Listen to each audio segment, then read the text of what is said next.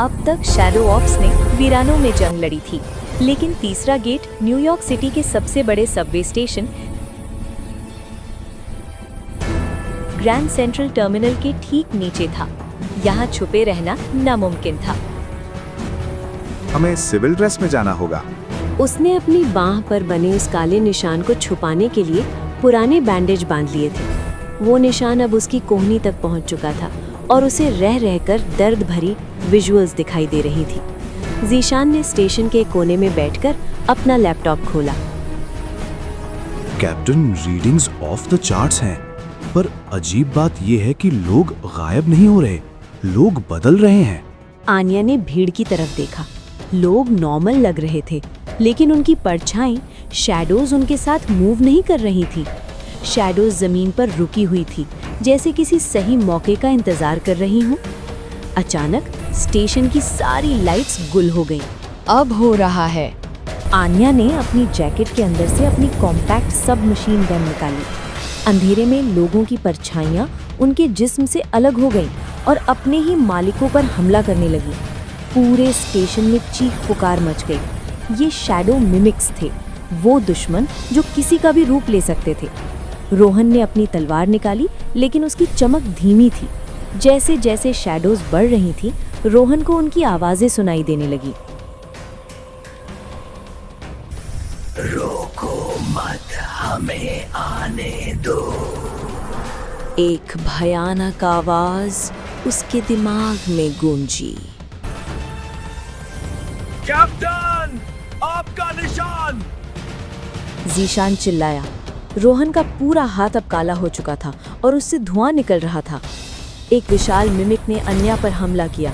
अन्या ने फायर किया, पर मिमिक ने अपनी शक्ल बदलकर अन्या के बाप जैसी कर ली। अन्या एक पल के लिए ठिठक गई और वही उसकी गलती थी। मिमिक ने उसे दीवार से दे मारा। अन्या को खतरे में देखकर रोहन के अंबर कुछ फटा। उसने अपनी आयोनिक स्वॉर्ड फेंक दी। उसने अपना काला हाथ सीधा उस मिमिक की तरफ किया।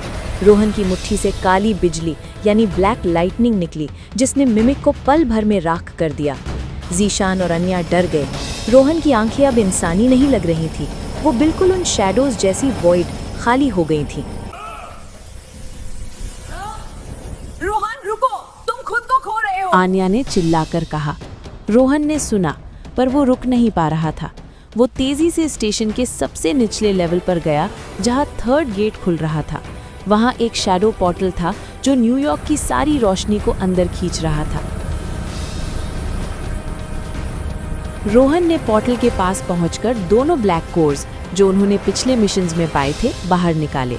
उन कोर्स ने रोहन के हाथ से निकल रही एनर्जी को सोखना शुरू किया।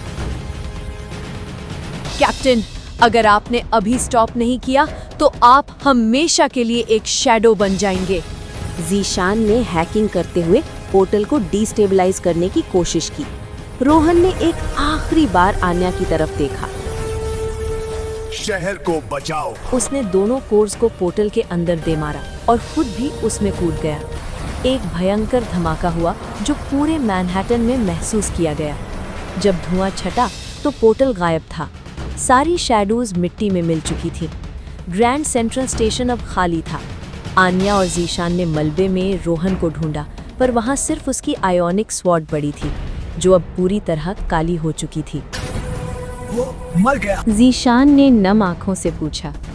आन्या ने तलवार उठाई। नहीं, वो अभी इसके दूसरे तरफ है और हमें उसे वापस लाना होगा। तभी ज़ीशान के स्कैनर पर एक नया सिग्नल आया। ये सिग्नल किसी गेट का नहीं था, ये रोहन का सिग्नल था, पर ये ब्राजील के अमेज़न रेन फॉरेस्ट से आ रहा था। क्या रोहन अब एक दुश्मन बन गया है, या वो शैडो रेल्म का नया राजा? ये जानने के लिए जुड़े रहें हमसे।